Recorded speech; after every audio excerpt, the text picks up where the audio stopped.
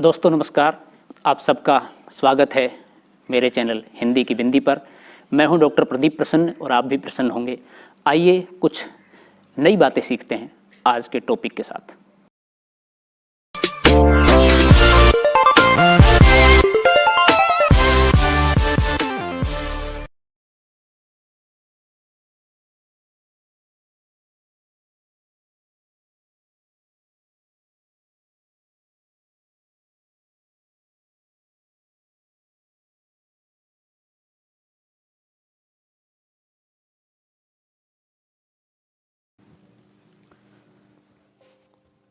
विद्यार्थियों, आज की वीडियो हम बना रहे हैं कक्षा 11 की हिंदी पाठ्यपुस्तक अंतरा के पाठ 8 जामुन का पेड़, जिसे कि लेखक कृष्णचंद्र ने लिखा है। ये एक हास्य व्यंग कहानी है और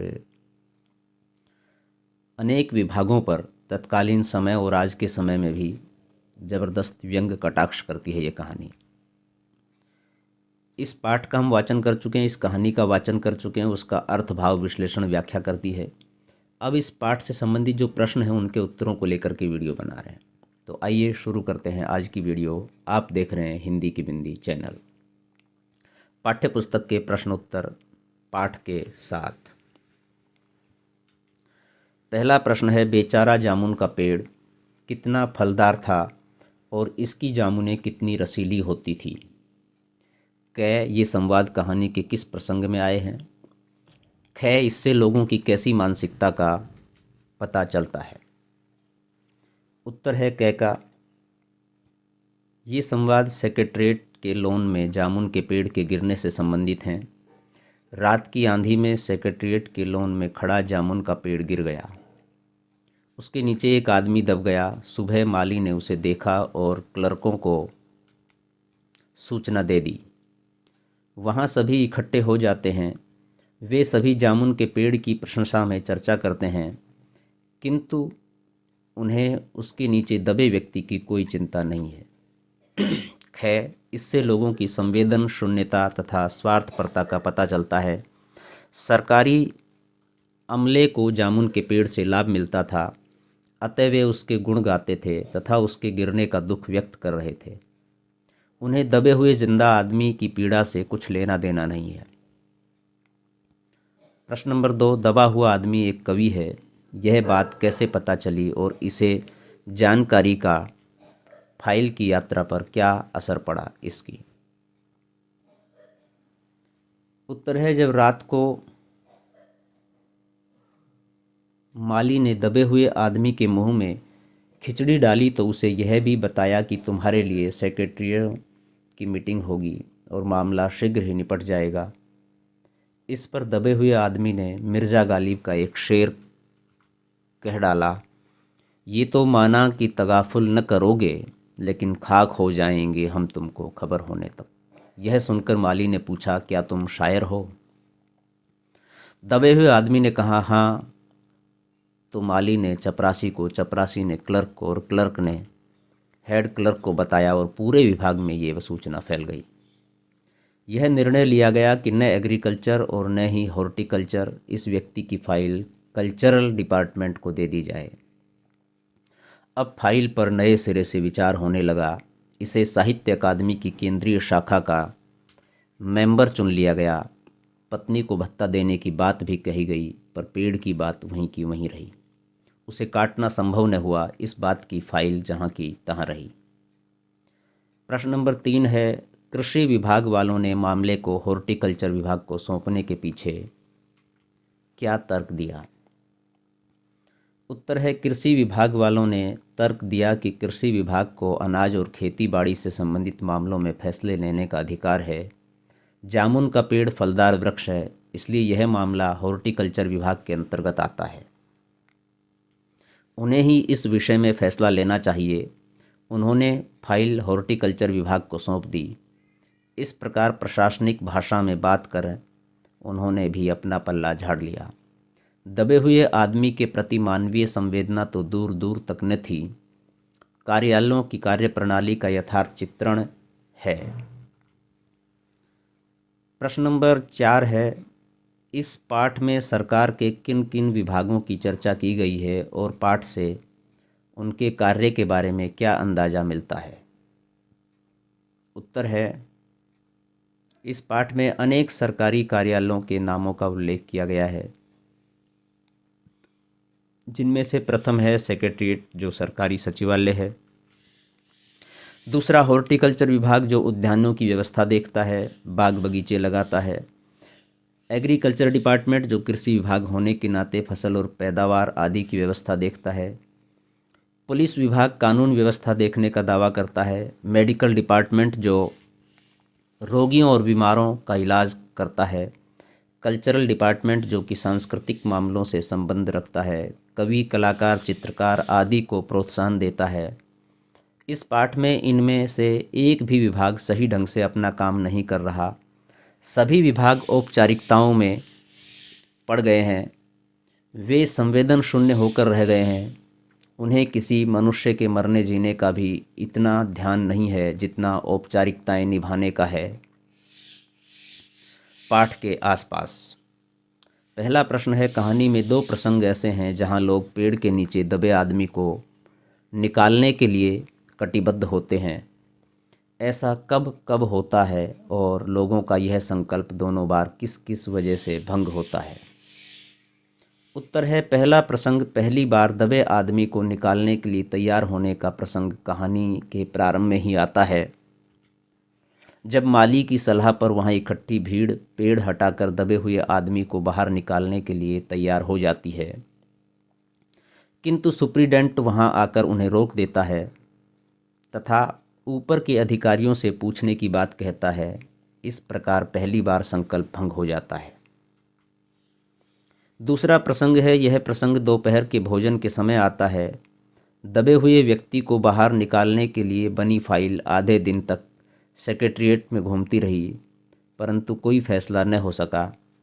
कुछ मनचले किस्म के क्लर्क सरकारी फैसले के इंतजार के बिना पेड़ को स्वयं हटा देना चाहते थे कि उसी समय सुप्रीडेंट फाइल लेकर भागा भागा आया और कहा कि हम खुद इस पेड़ को नहीं हटा सकते, यह पेड़ कृषि विभाग के अधीन है।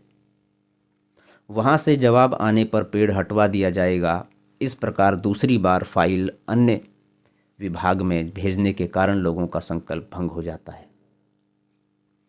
प्रश्न नंबर 2 है, ये कहना कहाँ तक युक्ति संगत है कि इस कहानी में हास्य के साथ साथ करुणा की भी अंतर्धारा है? अपने उत्तर के पक्ष में तर्क दें। उत्तर है, हास्य और व्यंग दोनों ही कहानी में निरंतर बने हुए हैं, पर करुणा भी प्रवाहित हो रही है।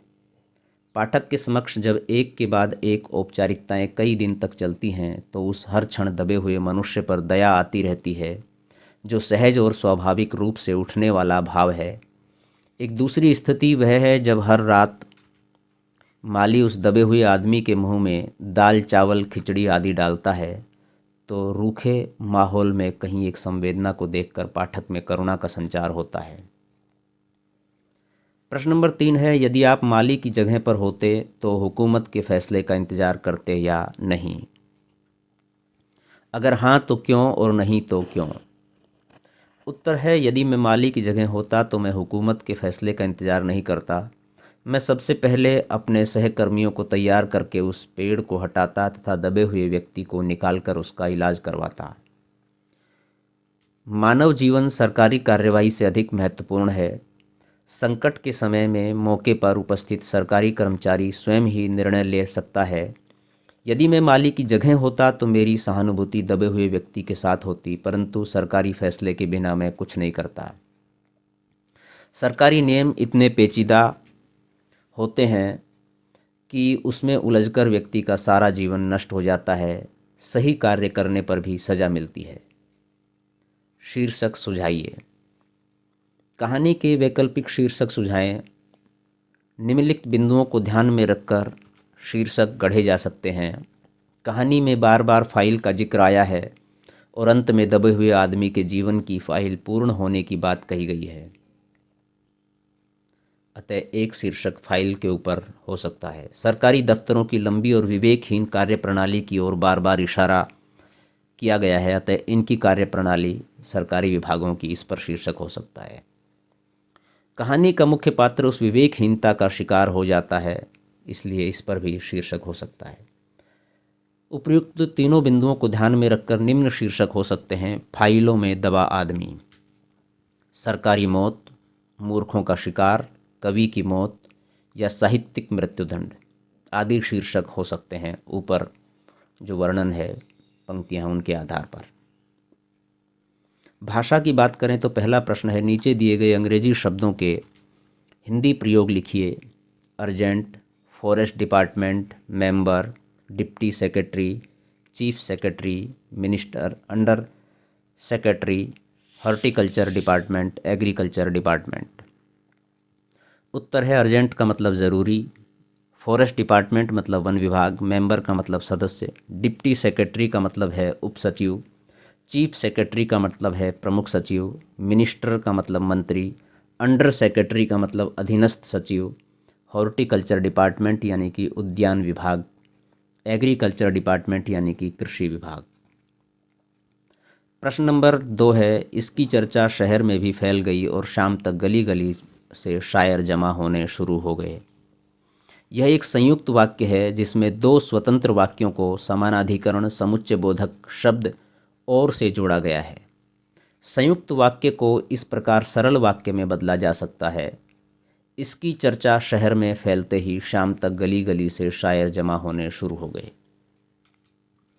पाठ में से 5 संयुक्त वाक्यों को चुनिए और उन्हें सरल वाक्य में रूपांतरित कीजिए। उत्तर है, हम लोग व्यापार विभाग से संबंधित हैं और यह पेड़ की समस्या कृषि विभाग के अधीन है। पेड़ की समस्या कृषि विभाग के अधीन है, व्यापार विभाग के नहीं। अगला है, एक पुलिस कांस्टेबल को दया आ गई और उसने माली को दबे हुए आदमी को खाना खिलाने की इजाज़त दे दी। माली ने अचंभे से मुंह में उंगली दबा ली और चकित भाव से बोला, क्या तुम शायर हो? माली अचंभित होकर मुंह में उंगली दबाते हुए बोला, क्या तुम शायर हो? उसकी सांस बड़ी मुश्किल से चल रही थी और आंखों से मालूम होता था कि वह घोर पीड़ा में है। घोर पीड़ा से भरी आंखों के साथ उसकी सांस भी ठीक से नहीं चल रही थी। उसके लिए हमने फॉरेस्ट डिपार्टमेंट को लिखा है और अर्जेंट लिखा है, उसके लिए हमने फॉरेस्ट डिपार्टमेंट को अर्जेंट लिखा है। अगला प्रश्न है तीसरा, साक्षात्कार अपने आप में एक विधा है। जामुन के पेड़ के नीचे दबे आदमी के फाइल बंद होने यानी कि मृत्यु के लिए जिम्मेदार किसी एक व्यक्ति का काल्पनिक साक्षात्कार करें और लिखें। कौन जिम्मेदार है सबसे पहले ये बताएं, फिर उसका उत्तर लिखें, उसका साक्षात्कार लेते हुए। जामुन के पेड़ के नीचे दबे आदमी के फाइल बंद होने का जिम्मेदार सुप्रीडेंट ही है, अतः उसका साक्षात्कार निम्नलिखित है। साक्षात्कारकर्ता, आपके विभाग के लोन में गिरे पेड़ के नीचे आदमी दब गया तो आपने उसे बचाया क्यों नहीं? सुप्रीडेंट, ऊपर के अधिकारियों की इजाज़त लेनी जरूरी थी, अन्यथा वे नाराज होते। साक्षात्कारकर्ता, आपके सामने कुछ लोग मानवीयता के नाते उसे बचाने के लिए तैयार थे, परंतु आपने उन्हें रोक दिया, क्यों? सुप्रीडेंट, यह गैर कानूनी था, हर कार्य के लिए सरकारी मंजूरी होनी चाहिए। साक्षात्कारकर्ता, आपने फाइल एक विभाग से दूसरे विभाग भेजी, ये व्यर्थ का ताना बाना क्यों? सुप्रीडेंट, जनाब, हर काम के लिए अलग अलग विभाग बने हैं, पेड़ का संबंध कृषि वन उद्यान विभाग से था, अतः उनकी स्वीकृति जरूरी थी। साक्षात्कारकर्ता, चाहे इस काम में कोई व्यक्ति मर जाए, सुप्रीडेंट, कानून का पालन करना हमारा कर्तव्य है। तो विद्यार्थियों, जामुन का पेड़, ये पाठ, इस पाठ से संबंधित प्रश्नों के उत्तर हमने इस वीडियो में कवर किए। वीडियो यहीं समाप्त होती है।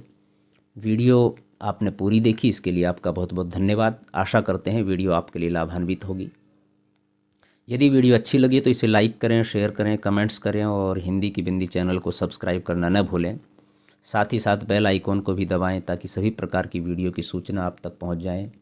और यदि आपके मन में कोई सवाल, कोई जिज्ञासा, कोई प्रश्न हो इस वीडियो से लेकर के, इस टॉपिक से लेकर से या अन्य किसी टॉपिक से लेकर के, तो आप हमें कमेंट्स के माध्यम से बताइए, हम उसका समाधान करने का प्रयास करेंगे। आज के लिए इतना ही। नेक्स्ट वीडियो में नेक्स्ट टॉपिक के साथ फिर मिलते हैं, तब तक के लिए शुक्रिया, नमस्कार।